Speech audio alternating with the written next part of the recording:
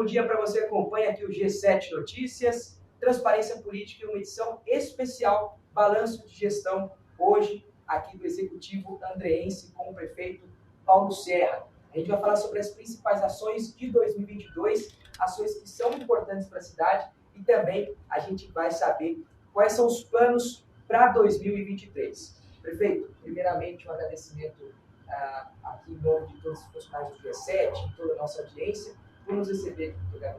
Lucas, eu que agradeço, uma alegria receber vocês aqui e a gente poder falar agora, nesse final de ano, fazer aí uma retrospectiva para todos que acompanham o G7 aqui e que acompanham a Transparência Política.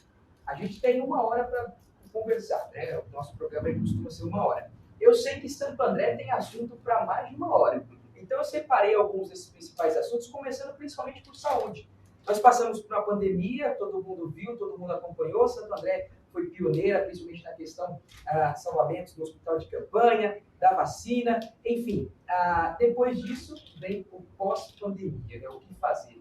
Santo André também está sendo pioneira, saindo na frente em questão de reforma de UBS, agora inaugurou um CAPS recente, né? Sim. Eu gostaria que você fizesse um balanço rápido de como está a saúde na cidade de Santo André. Lucas, agora a gente entra no período de pós-pandemia, de retomada dos programas que a gente iniciou lá em 2017, o principal deles é o Quali Saúde, que é a reestruturação da rede pública da cidade, não só na estrutura física, que é importante, né, a hotelaria, telhado, todas as unidades de saúde, que muitas ainda têm problemas e não tem, a gente admite isso e enfrenta esses problemas, mas também passa pelo processo de humanização da rede, de ter meta de atendimento, de ter pesquisa de opinião, de satisfação dos usuários, né? Todo o programa que ele teve que ser interrompido lá em 2020, no final de 19, início de 20,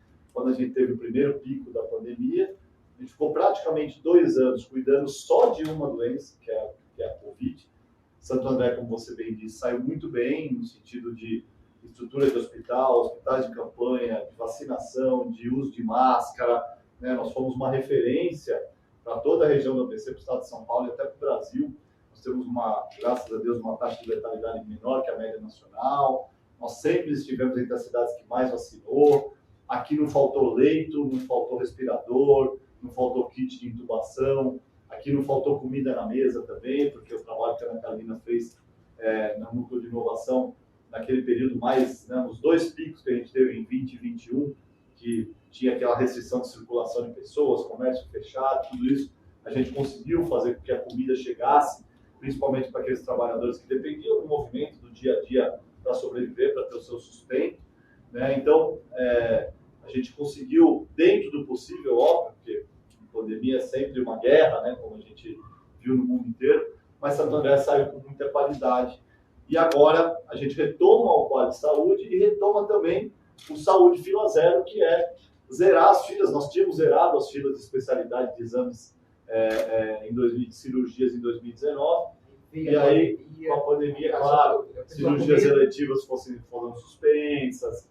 E não tinha como ser diferente, né? Tinha a questão do medo, do receio das pessoas, mas também, sob o ponto de vista do aspecto epidemiológico, todos os nossos especialistas indicaram, por exemplo, por 1 ano a gente ficou sem fazer cirurgia eletiva, porque não eram cirurgias de urgência, o atendimento de urgência continuou, né? Claro que se alguém tivesse um infarto, por exemplo, ele foi atendido, teve atendimento. Mas aquelas cirurgias eletivas do dia a dia, que puderam ser adiadas, foram, e aí isso gerou uma nova demanda, e nós estamos retomando esses 2 programas principais. O Quali Saúde, que é essa reorganização da rede, com qualificação dos espaços e da mão de obra, do serviço, e também o Saúde Fila Zero. Já fizemos vários mutirões agora a partir do meio do ano, né, e vamos continuar nesse primeiro semestre de 2023 para zerar novamente todas as filas. Hoje, esse ano a gente entregou a Clínica do Alzira Franco, a Clínica do Cruzado, o CAPS. São todas clínicas da família. Clínicas da família, entregamos o pronto atendimento para Paranapiacaba. Estamos em reforma do Cidade de São Jorge e de Capuava, a Escola da Saúde para Capuava. Então, e o Hospital Municipal também, né, passa por um processo de modernização. Então, o Hospital Idoso? hospital de idoso em obras, hospital veterinário em obras, então tem muita coisa boa aí para acontecer nos próximos meses. Se a gente fosse fazer um balanço, prefeito, dessas filas de atendimento, qual que é o prazo para chegar a um número baixo ou até mesmo zerar? Olha, depende muito da especialidade, né? Nós temos filas com centenas de pessoas, que aí em um mutirão a gente consegue resolver. Nós temos de hospital, por exemplo, tinham 400 pessoas na fila, zerou. E temos outros, ortopedia, é uma fila que aí são milhares, que ficou acumulada, né, para consulta. E aí a gente precisa de 2, 3 mutirões. A nossa meta é até junho do ano que vem, né, então mais 6 meses aí pela frente, a gente zerar novamente, como a gente já tinha feito, exames, consultas e cirurgias eletivas. Zerar essas 3 filas e aí deixar um fluxo que o prazo máximo para atendimento seja de 30 dias. Essa é a nossa meta e a nossa expectativa. Com certeza. Aí vai ter mais hospitais, vai ter, se não me engano, está no projeto também a UBS da Vila Carla. Tem o Jardim Carla, tem a do Bom. Jardim Ana Maria, que a gente também anunciou, a gente entregou uma praça de esporte lá no Jardim Ana Maria, pista de skate e tal, e a gente anunciou a nova unidade de saúde, que vai ser anexada ao Céu das Artes, que já tem lá no Jardim Ana Maria, então vai ser mais um complexo. E, além das novas unidades, né, a gente também tem feito um movimento de tirar de imóveis alugados, como, por exemplo, nós temos o lugar de Sorocaba, que é um imóvel muito ruim de estrutura e é alugado. Então, não vale a pena a gente investir, recuperar um imóvel alugado, né, sendo que a gente tem imóveis da prefeitura próximos ou terrenos que a gente pode construir e aí investir no imóvel próprio. Né? Então, também isso é racionalização de recursos públicos. Então, nós estamos também fazendo esse movimento. A gente fez um diagnóstico agora desse pós-pandemia de toda a rede para entender onde vai ter essa migração, para a gente ter novas unidades em locais que já têm unidade, mas unidades pequenas, que não conseguem modernizar e principalmente aquelas que são imóveis alugados. Uma economia de quanto, mais ou menos? Só de imóveis alugados a gente já economizou algo de 2 milhões por ano. Né? A gente devolveu da Secretaria de Educação, que era ali na catequese, só ali eram 200 mil reais por mês de aluguel. Um imóvel. Procon foi devolvido, delegacias de polícia que mudaram para imóveis próprios, que eu não sei, o pessoal que está em casa talvez não saiba, mas grande parte das delegacias é a prefeitura que paga o aluguel que mantém, apesar da segurança pública ser uma questão de Estado. Então a gente tem feito todo esse processo racional de uso do dinheiro público para a gente poder investir mais e melhorar o serviço. Saindo de saúde, antes, eu quero pedir para que vocês que estão acompanhando aqui o Transparência Política, para que curta a nossa página no Facebook, também no Instagram, siga o nosso canal no YouTube, que é youtube.com/G7 Notícias, e você sabe que a gente vai fazendo os balanços aqui com os prefeitos das regiões, da região, né, das cidades aqui, das 7 cidades do ABC. Falando de saúde, não tem como deixar de falar de educação. Santo André também saiu pioneiro. Eu me lembro que no começo do ano a gente fez a entrega de tablets, modernização nessa questão aí da educação. Quantos tablets entregues? 28 mil tablets. 28 mil tablets. Tem previsão de entrega mais? A gente vai continuar entregando. A gente está aumentando a rede, nós municipalizamos 17 escolas. 18 escolas que eram estaduais e a gente trouxe para o município. Nossa rede pulou de 32 mil para 40 mil alunos. E a gente quer continuar aumentando. Né? A gente quer fazer com que o município consiga cuidar de jovens e das nossas crianças o maior tempo possível. E aí, quanto mais alunos entram na rede, a gente vai ampliando também esse número de tablets. Inclusive, o pessoal fala assim que o senhor é um paizão, né? O senhor não quer deixar, porque as crianças, parece que o senhor quer manter as crianças aqui. E até eu pergunto, por que de tudo isso? É tão premiado, é tão bem ensinado assim as crianças no município? Olha, aí quem tem que responder são os pais e mães da nossa rede, né? A gente sabe que...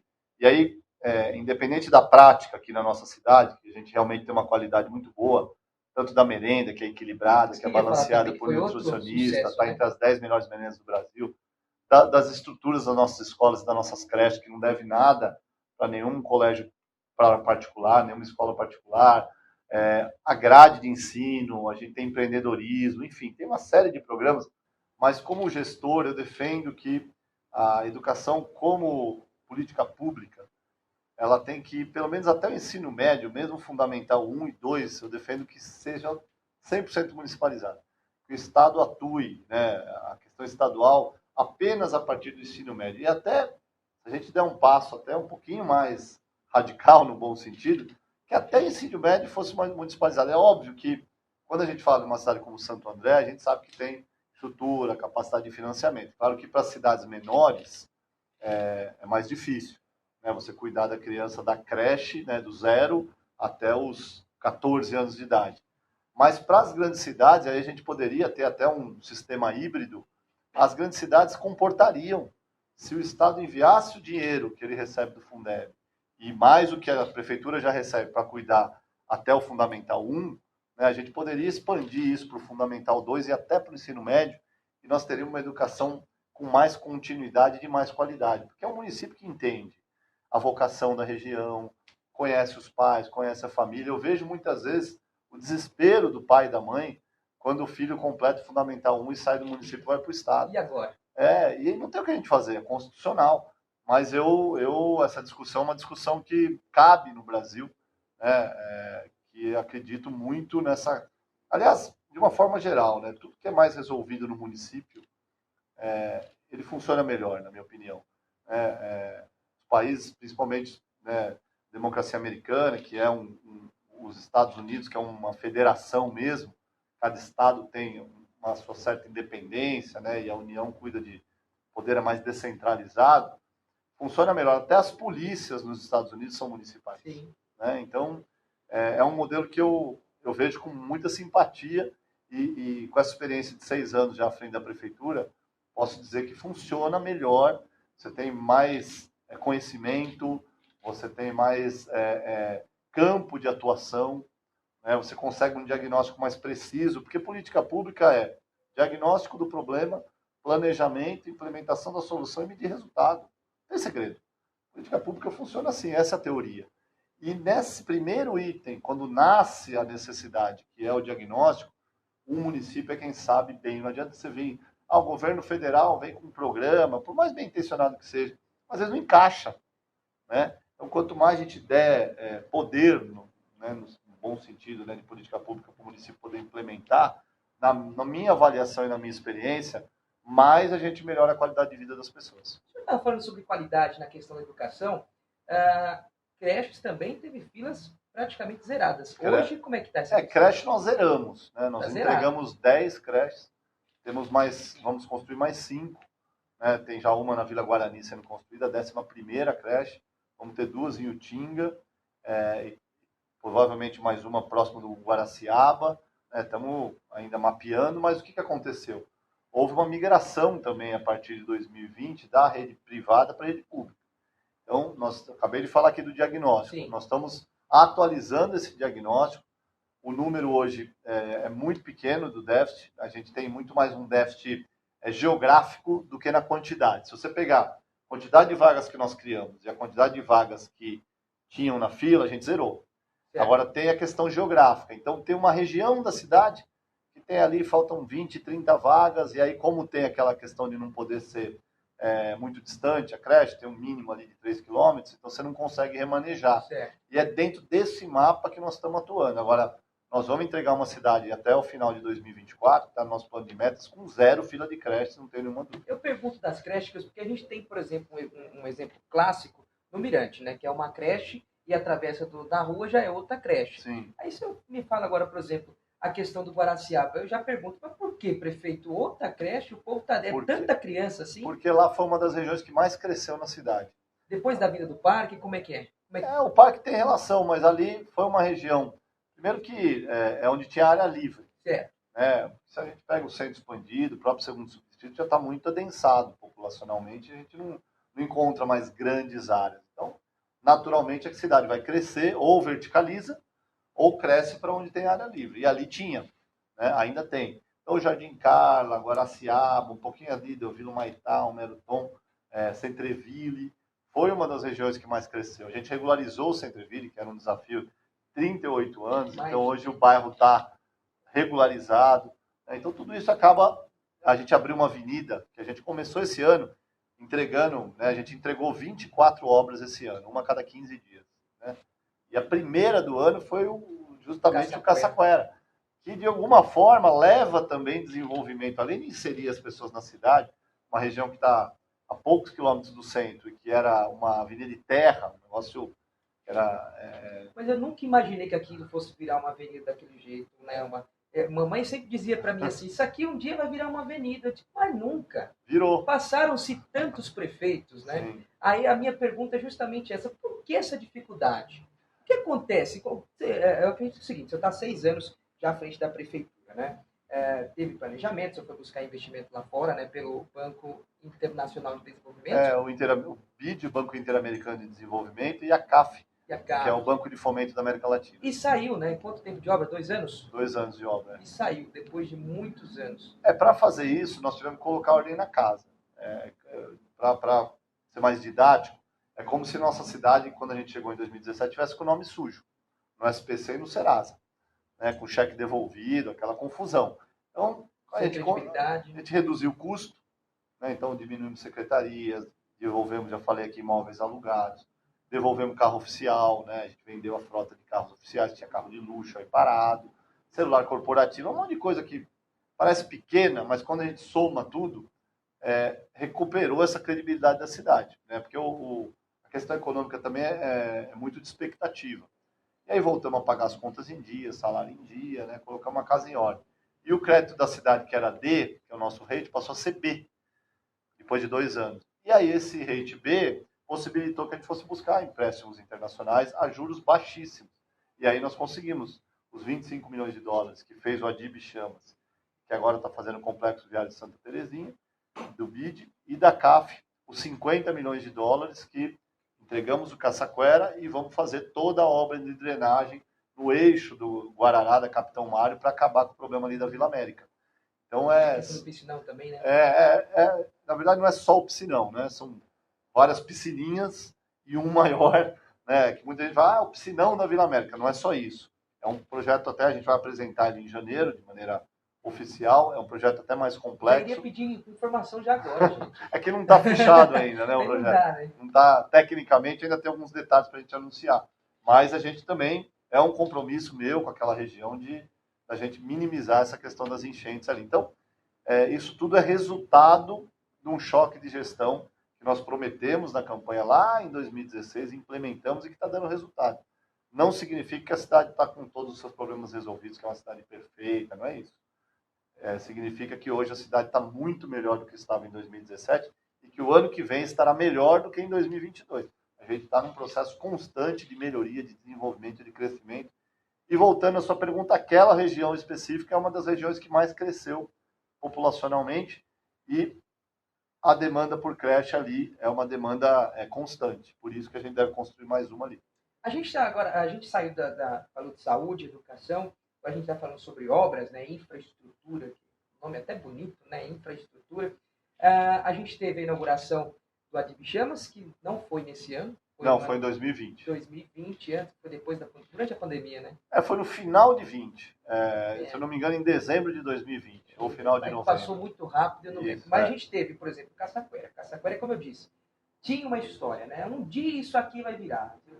Fiz 21 anos dia 5 de dezembro, então mais ou menos isso aí eu escuto falar do Caçaquera. Aí vem uma outra obra também, que por sinal, até me perguntaram assim, está surgindo resultado, está criando resultado, que é o Parque do Guaraciaba, o Tancão da Morte, né? Que agora é o Tancão da Alegria, nomeou como Tancão da Alegria. Infraestrutura na cidade também é 1000, né? A gente tem mais de R$1 bilhão em obras em andamento. Olha só.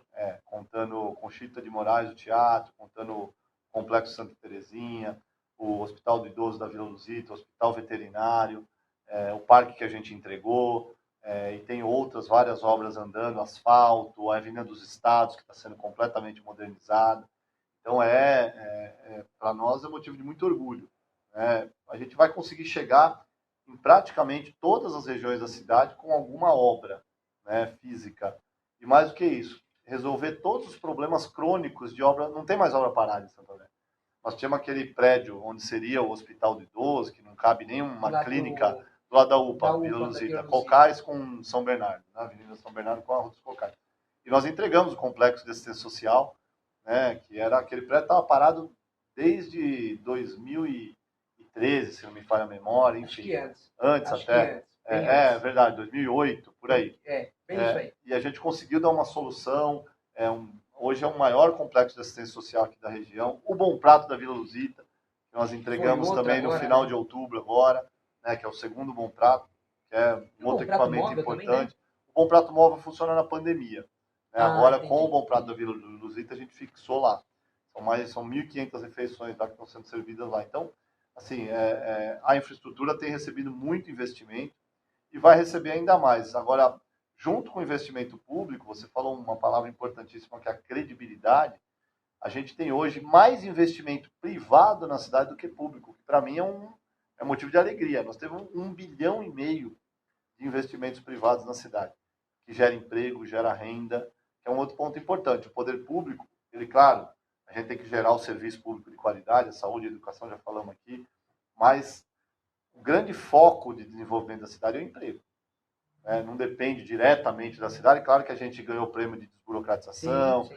A gente tem uma lei, um dos grandes grupos que estão na cidade tiveram R$800 mil de desconto tributário, que geraram emprego, e não é uma lei, né? A gente vê muitas cidades que falam, temos lei, nunca foi usada. Aqui não. Aqui a gente tem o caso concreto, que a nossa lei de incentivo tributário para quem gera emprego gerou para um desses grandes grupos que estão na cidade R$800 mil a menos de IPTU, porque gerou emprego, investiu na cidade, é um prêmio.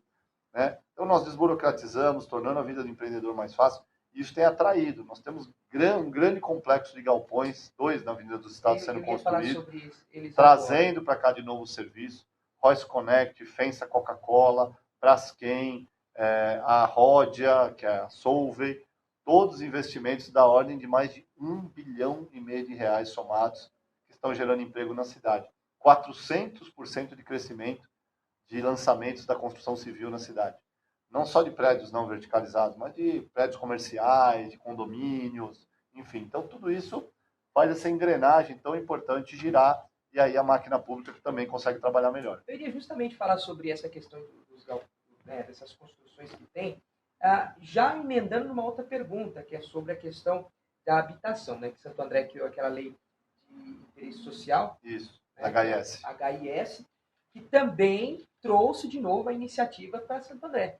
E a gente até fez uma entrevista com o secretário de Habitação e a gente estava falando sobre essa lei de HIS, sobre a importância de descontos, por exemplo, de ISS, de contrapartida, né, para quem tem intenção de ter uma moradia e como se está fazendo habitação sem ter o dinheiro público, né, com as próprias empresas. Foi uma ideia inovadora, um exemplo para o Brasil que Santo André dá. Nossa lei de HIS, ela permite, primeiro, menos imposto, menos custo, que viabiliza o negócio. Segundo, áreas públicas, que a gente cede, que também, a gente sabe que o preço da terra hoje, principalmente na região metropolitana, ela tem uma participação importante quando você vai fazer a planilha de gasto, de custo de investimento.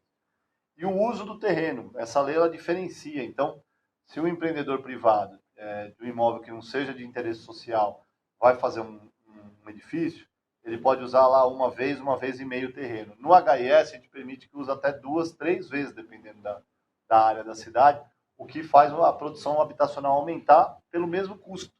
E aí cai o valor, né? E a gente consegue produzir habitação. Nós temos mais de 10 projetos já aprovados. A gente tem muita expectativa também que agora o Minha Casa Minha Vida retome na faixa 1 e na faixa 1,5, um salário mínimo e um salário mínimo e meio, que essa faixa ela ficou praticamente paralisada nos últimos 2 anos, e é onde a gente tem uma demanda grande. Nós também conseguimos dar uma transparência na demanda. Hoje nós temos um cadastro real do déficit habitacional aqui da cidade. 39 mil pessoas que a gente fez a matéria, aproximadamente. Exatamente. Mas a grande maioria é de 1 a 1,5 salário mínimo.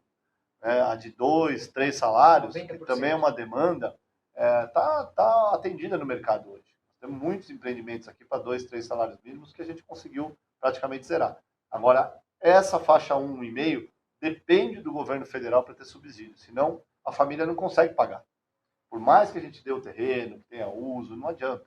Se a gente quer dar uma habitação de qualidade, a gente conseguiu construir aqui na cidade 2.000 nesse padrão, 50 metros quadrados, com elevador, com um playground, com área de churrasqueira. Não é porque é público e porque é de interesse social que não pode ter qualidade. Nós acabamos com essa visão. Né? Aqui a gente acabou com essa ideia e com essa imagem. Você vai nos empreendimentos que a gente entregou do Minha Casa Minha Vida, por exemplo, atrás do Parque da Juventude, Você vê a qualidade que tem o empreendimento, que tem espaço pet, que tem área de lazer, que tem garagem, que tem Prédio de elevador. primeira, né? Dá para fazer. Você vai lá próximo da Adriático, a mesma coisa. Inclusive, Né? esses prédios vieram com móveis dentro, né? Muitos vieram com eletrodoméstico, móveis. Essas coisas. Então, uma parceria governo municipal, governo do estado, governo federal, que a gente espera que agora, né, a gente já ouviu aí, pelo menos tem uma expectativa da retomada com mais intensidade do Minha Casa Minha Vida, a gente vai conseguir tirar todos esses 10 empreendimentos do papel com muita velocidade. Sendo um exemplo, mais uma vez, aí, como a gente já divulgou na outra entrevista.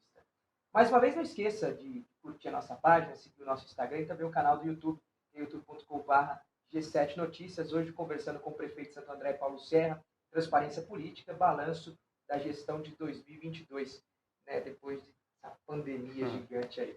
Prefeito, eu gostaria de falar sobre segurança pública. A gente viu aqui que no seu gabinete tem algumas, os conhecidos Big Brothers da cidade, né, onde a gente pode ver o que está acontecendo, fazer o monitoramento.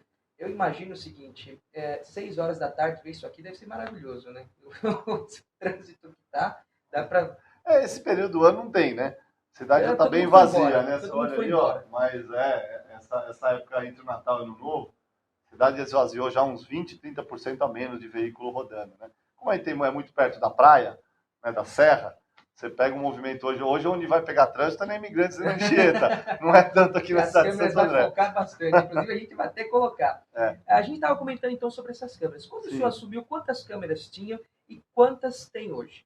Nós tínhamos em torno de 200 câmeras e hoje nós triplicamos o número. Mas mais importante que o número, que hoje a cidade é muito monitorada, é a tecnologia que está embarcada. Em 2018, nós entregamos o COI, que fica aqui no 3º andar. Isso aqui é só um aperitivo que vocês estão vendo aqui. Lá no COI, a gente tem todo um meio andar praticamente, que é um centro de monitoramento que fica Polícia Civil, Polícia Militar, SAMU, Transporte Público, Defesa Civil e DET, Engenharia de Tráfego, todos juntos, né? Porque a imagem é a mesma, cada um olha de um jeito, mas a imagem é a mesma. E a GCM também. E a gente tem alguns softwares que, por exemplo, nas entradas e saídas da cidade, as câmeras, através da muralha inteligente de segurança, elas se detectarem uma placa de veículo. E ela tem essa capacidade tecnológica. Que já esteja no sistema do 190, produto de furto ou roubo, a câmera dispara um alarme para a gente poder recuperar. É o conhecido detecta, né? Mas a gente fez em todas as entradas e saídas. Por isso que a gente chama de muralha eletrônica. Porque ela fecha praticamente a cidade. Além disso, a gente tem nos principais corredores comerciais.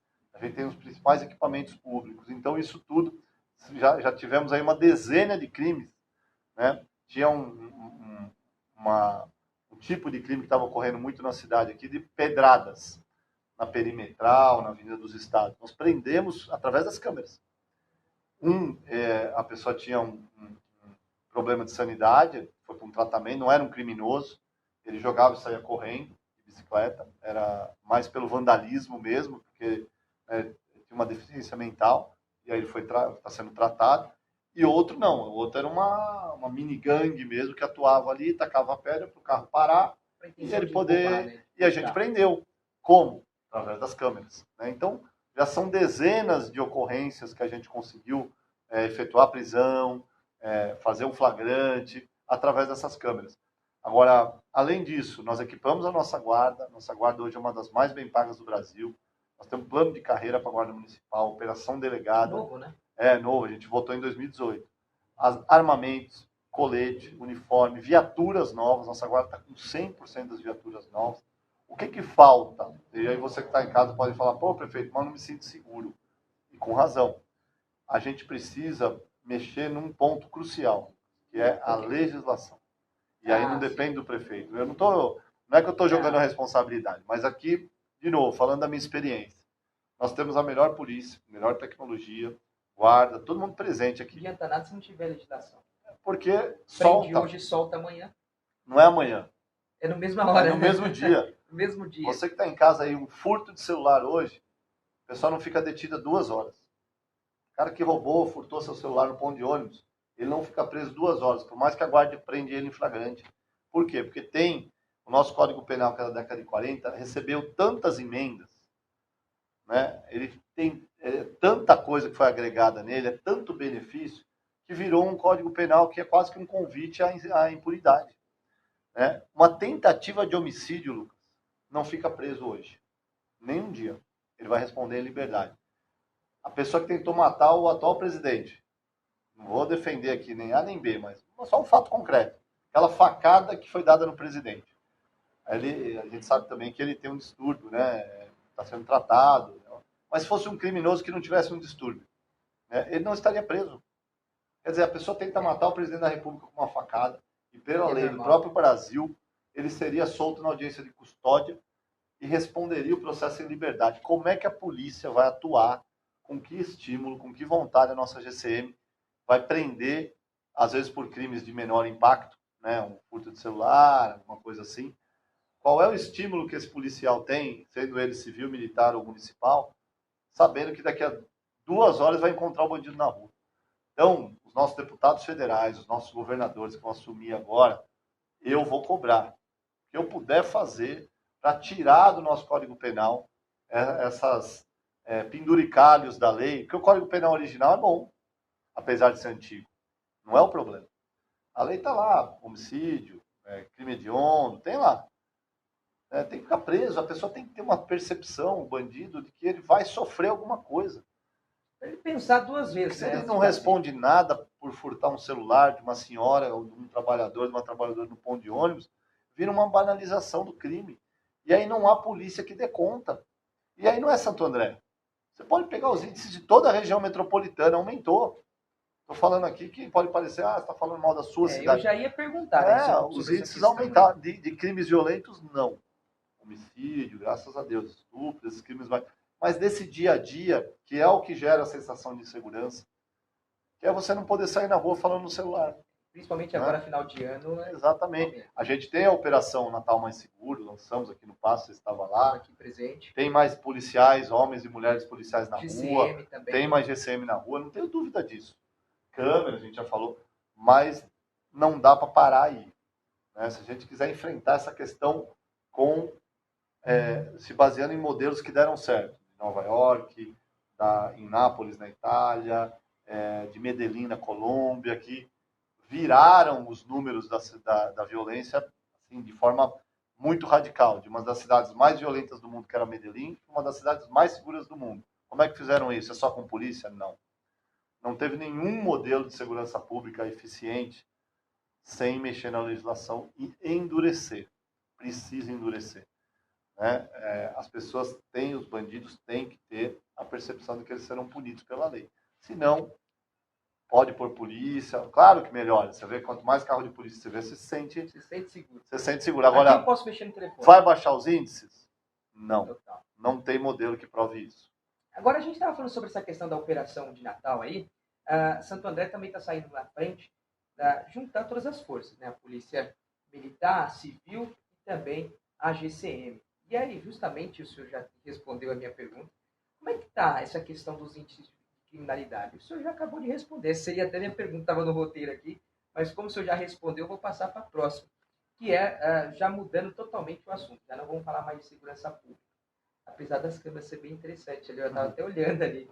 Mas eu quero falar sobre um outro assunto aqui na cidade que também me parece que é um assunto que está... levando exemplos para as outras cidades. Santo André hoje tem maior parte das suas frotas de ônibus renovadas. Com isso, você tem maior qualidade, você tem menor tempo nas ruas. E eu gostaria que você fizesse uma análise. Como é que estava e como é que está hoje? A gente ainda não evoluiu na qualidade do transporte público tanto quanto nós gostaríamos. Porque também nós tivemos 2 anos de pandemia, Lucas, que fez com que o transporte público ficasse arrasado do ponto de vista da demanda. A gente chegou a ter 5 milhões de viagens por mês na cidade. Fazia. Na pandemia, caiu para 1 milhão. Reduziu em 80% o número de viagens na pandemia. Então, isso é menos faturamento, menos investimento. A engrenagem do transporte público hoje é um desafio a gente fechar isso. E quando voltou, prefeito, voltou para os 100%? Não, hoje parou nos 80%. Não está em 100%. Não está em 100%, porque as pessoas se adaptaram. Transporte por aplicativo, algumas compraram carro, outras estão trabalhando no home office. O home office virou uma modalidade muito mais comum hoje do que era antes da pandemia. A gente não ouvia falar que tanta gente trabalhava em home office. Hoje a gente ouve, né? As ferramentas tecnológicas também, elas acabaram evoluindo por uma obrigação que a pandemia nos impôs, e hoje nós temos ferramenta, por exemplo, de reunião de tudo que é tipo. A reunião virtual era uma coisa diferente. Nova, né? Hoje é super comum, você faz quase que pelo celular, pelo WhatsApp, se quiser, né? E está até aumentando o número de pessoas agora, eu li aí que eles vão aumentar, né? Então, enfim, tudo isso fez com que mudasse o perfil do transporte. O que a gente evoluiu bastante? A idade da frota, isso tem razão. Nós temos hoje grande parte da cidade que a frota, a idade máxima é de 4 anos. Né? Ônibus com ar-condicionado, com piso baixo, com suspensão a ar, com acessibilidade, alguns já com Wi-Fi, a gente está investindo, está melhorando. Mas tem muita coisa ainda. Nesses próximos 2 anos é um dos grandes desafios que a gente coloca, o financiamento do transporte e também entender esse novo transporte público que está surgindo, dada essa nova realidade do próprio mundo. Não é também, de novo, não é Santo André. As pessoas mudaram os hábitos. E aí nós temos que entender. Nós já fizemos uma pesquisa origem e destino de todas as rotas, nós já revisamos alguns itinerários, vamos agora no primeiro semestre revisar vários outros. Né? Estamos estudando gratuidade, estamos estudando o sistema de transporte no final de semana, que também mudou. No final de semana as pessoas usavam de um jeito, agora usam de outro, usam para se divertir, para lazer, para parque. Né? Então a gente está refazendo esse diagnóstico que a pandemia também nos mostrou que mudou. Vai errar quem acha que assim, acabou a pandemia, voltou ao que era antes. Não volta mais. No transporte público não volta mais. Porque as pessoas se adequaram, as pessoas têm uma nova rotina, grande parte delas, e aí o transporte público paga esse preço. Então, evoluiu, melhorou? Sem dúvida. Nós temos no corredor da Vila Luzita ônibus novos, nós temos, como eu já falei, da idade da frota, nós temos carros hoje muito melhores do que a gente tinha em 2017. Muito melhores. Mas falta bastante coisa ainda. Recentemente a cidade passou por um teste, né, de veículo elétrico. Né? Sim, é uma tendência. É o próximo a par, a gente já conseguiu assim, a gente inaugurou na nossa gestão os ônibus com piso baixo, ar-condicionado, que não tinha nenhum, com ar-condicionado, com Wi-Fi, com aquele vidro, que é vidro mais fechado, confortável, né? Fechado, suspensão a ar, que aí o ônibus não trepida tanto, enfim.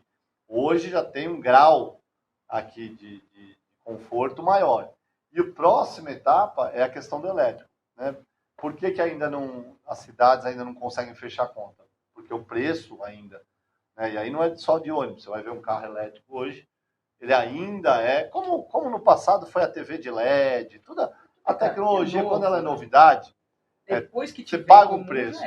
Eu me lembro quando a gente começou o banho de luz, falar da iluminação, que hoje nós estamos com 60% da cidade já modernizada, a gente não conseguia dar o ritmo que a gente tem hoje. Por quê? Cada luminária de LED custava 3, 4 luminárias comuns. Hoje é quase que 1 por 1. Não vale a pena mais. E é pedido, né? Justamente para fazer essa troca para economizar. Porque gasta menos, gasta 40% a menos que a gente paga, né? A iluminação pública. E ilumina 30% a mais. Então, assim, a conta é ótima. Por que antigamente, estou falando de 5, 6 anos atrás, por que não dava para fazer a cidade toda de uma vez? Porque custava 4, 5 vezes mais. Como era a TV de LED, né? Você ia comprar uma TV de LED há 8 anos atrás, era um luxo. Hoje nem existe mais TV que não seja a tal da TV mais fininha, né? Então, é a evolução da própria tecnologia. E, no caso do combustível não poluente, do elétrico, é um grande desafio, na verdade, do mundo, né? Eu já ouvi falar de gasolina orgânica, que vai vir também para não poluir. Tem várias frentes aí. O que a gente sabe é o seguinte, a gente precisa investir em energia limpa, em especial no transporte público. Se não me engano, é pedido pelaquela questão da agência da ONU, né? Tem aquele projeto 2030. A Agenda 2030 com os Objetivos de Desenvolvimento Sustentável. Faz, a gente tem. Vai ter o projeto. A gente assinou, no nosso plano de metas, todos os nossos itens do plano de metas, a gente remete aos ODS, que é os Objetivos de Desenvolvimento Sustentável que a já tem. Então, está muito conectado com isso. E essa questão do transporte público com combustível não poluente, com energia limpa, é um próximo passo que a gente quer dar. Perfeito. Eu gostaria de ficar aqui mais 5 horas falando de Santo André, mas a gente precisa encerrar. Sim. Então, para a gente encerrar, eu vou pedir para que o senhor faça suas considerações finais com o seguinte objetivo: o que a população de Santo André pode esperar da prefeitura para o próximo ano? Pode esperar a manutenção desse ritmo de trabalho, pode esperar uma cidade cada vez melhor, com muita consciência, até porque eu vivo a cidade, e que tem muita coisa ainda para fazer, mas também com muita convicção de que a gente está no caminho certo, que a gente está melhorando. Então, esperem de nós, esperem de mim, da Ana Carolina, que agora vai ser nossa deputada a partir de março, mais programas como Moeda Verde, como Santo André Solidário, mais infraestrutura, mais obras, mais melhoria da qualidade de vida para todos os tipos de moradores que nós temos na cidade, que enxergam a cidade, que curtem a cidade de uma forma diferente, mas que a gente tem conseguido abraçar. Então, é com esse sentimento que a gente encerra 2022 e com muito otimismo para 2023, aproveitando aqui, desejar um excelente ano a todos, em especial a você e a toda a equipe do G7. Agradecemos o prefeito, agradeço também a toda a equipe da prefeitura por trabalhar, a gente colocou todo mundo para trabalhar aqui, a gente já acordou cedo aqui e falou, ó, eu vou ter que trabalhar hoje, tem que ir lá acompanhar a entrevista do prefeito. Bom, a gente agradece a você que continuou aqui com a gente, esse balanço, né, de 2022, a gestão de Santo André. Esperamos estar juntos no ano que vem, prefeito, para mostrar toda essa evolução. Então, mais uma vez, agradecendo ao senhor e a vocês que estão assistindo a gente. Mais uma vez, não deixa de curtir a nossa página no Facebook, o nosso Instagram e o canal do YouTube, que é youtube.com/G7 Notícias. Diretamente de Santo André, os meus profissionais aqui do G7 Notícias, termina aqui mais uma edição do Transparência Política. E até a próxima.